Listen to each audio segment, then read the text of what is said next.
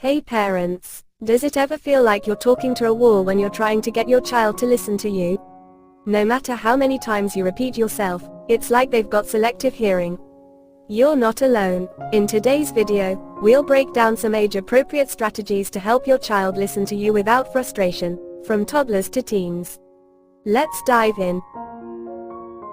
Toddlers are little explorers, and they're just starting to understand language and boundaries. So, when they don't listen, it's often because they're easily distracted or don't fully grasp what you're asking.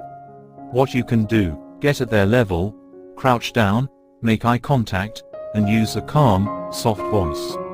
This grabs their attention. Use simple language. Keep your instructions short and clear. For example, instead of saying, "Please pick up all the toys and put them in the box," say, "Pick up the ball and put it in the box." Give choices. Offer two choices to make them feel in control. Instead of, "Put your shoes on," try, "Would you like to wear the red shoes or the blue shoes?" Positive reinforcement. Celebrate small wins. "You put the ball away. Great job." This motivates them to listen next time. Remember, toddlers are learning to listen, so patience is key. Now, let's move to preschoolers and early childhood. By this age, kids are testing boundaries but have a better understanding of your expectations. They may still tune you out, but consistency is important here. What you can do: establish clear rules, explain rules in simple terms and be consistent with them. For example, "We don't run inside the house because it's not safe." Turn instructions into fun. Preschoolers love games.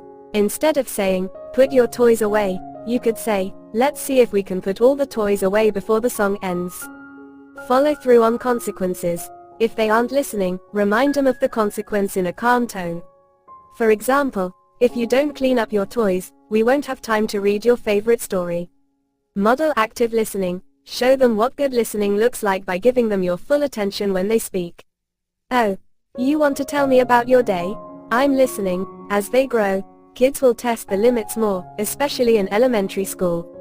Let's talk about that next.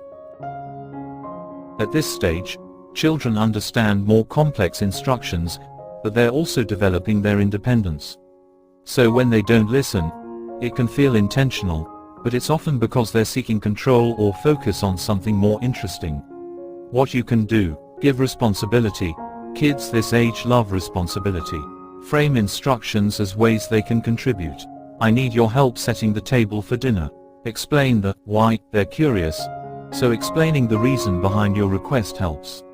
Instead of, "Do your homework," try, "When you finish your homework, you'll have more time to play." Use a timer. If they're dragging their feet, set a timer to make it feel like a game. "Let's see if you can finish getting dressed in 5 minutes." Acknowledge their feelings.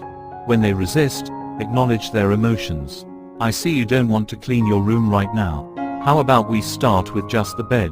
Now, as we move into adolescence, it's important to realize that listening issues can sometimes stem from bigger challenges like independence and identity.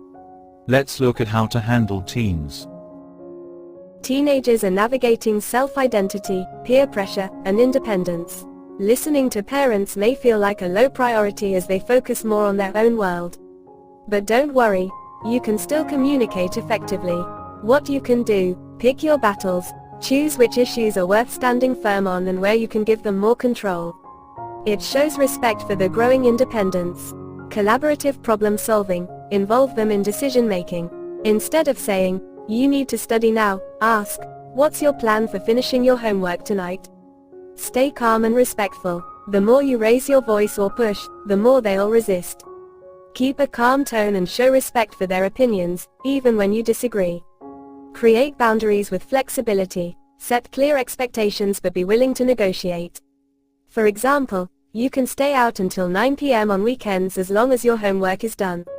Be a good listener. Just like younger kids, teens need to feel heard. Make sure you're also listening to them, offering advice when they ask for it, and respecting their views. Remember, every child is different, and their ability to listen will change as they grow. The key is to stay patient, consistent, and adapt your approach as they mature. Parenting can be tough, But with the right strategies, you can turn those listening challenges into opportunities for connection. If you found this video helpful, don't forget to like, subscribe, and share it with other parents. Comment below with your own tips or stories about what works for you. Thanks for watching, and happy parenting.